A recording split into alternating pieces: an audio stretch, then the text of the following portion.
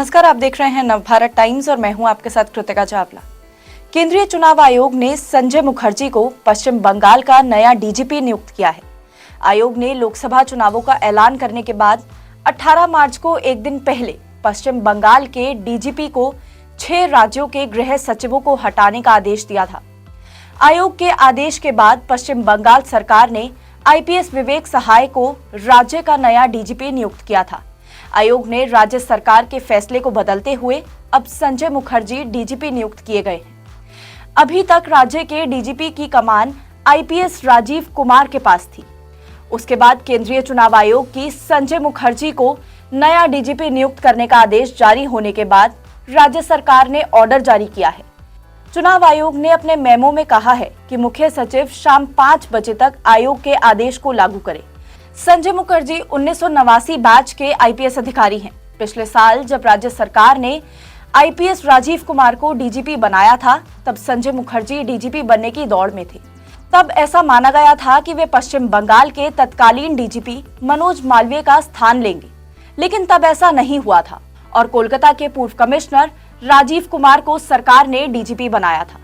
अभी तक 1989 बैच के आईपीएस अधिकारी पश्चिम बंगाल में डीजी फायर का काम देख रहे थे। आयोग के आदेश के बाद राज्य सरकार ने राज्य के विवेक सहाय, संजय मुखर्जी, राजेश कुमार का नाम प्रस्तावित किए थे।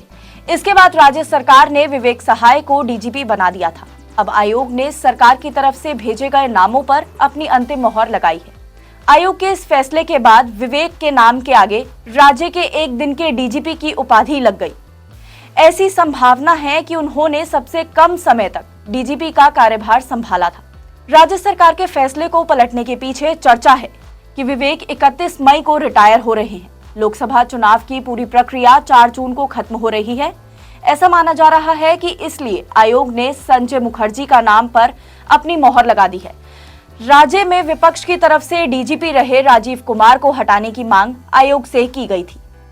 पश्चिम बंगाल सहित 6 राज्यों में जिन अधिकारियों को हटाया गया है, उनके पास संबंधित राज्यों में मुखर्जी के कार्यकाल में दोहरे प्रभार थे, जो चुनावी प्रक्रिया के दौरान जरूरी निष्पक्षता, खासकर कानून व्यवस्था, सुरक्षा बलों की तैनाती को लेकर भी समझौता कर सकते हैं। चुनाव आयोग ने पश्चिम बंगाल के डीजीपी को 2016 में सूबे के विधानसभा चुनाव और 2019 के विधानसभा चुनाव के दौरान भी सक्रिय चुनाव ड्यूटी से हटा दिया गया था।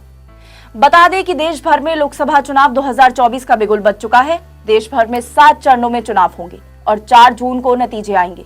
16 मार्च को चुनावी शेड्यूल जारी कर निर्वाचन आयोग के आयुक्त राजीव कुमार ने मतदाताओं से खास अपील की थी और ज्यादा से ज्यादा मतदान करने को आग्रह किया था। देश भर में चुनाव की प्रक्रिया 43 दिन तक चलेगी। 19 अप्रैल को पहले चरण की वोटिंग होगी, जबकि दूसरा चरण 26 अप्रैल, तीसरा 7 मई, चौथा चरण 13 मई, 5वां चरण 20 मई, 6वां चरण 25 मई और 7वें चरण का मतदान 1 जून को होगा। ऐसे ही देश विदेश की बड़ी खबरों के लिए देखते रहिए नवभारत टाइम्स।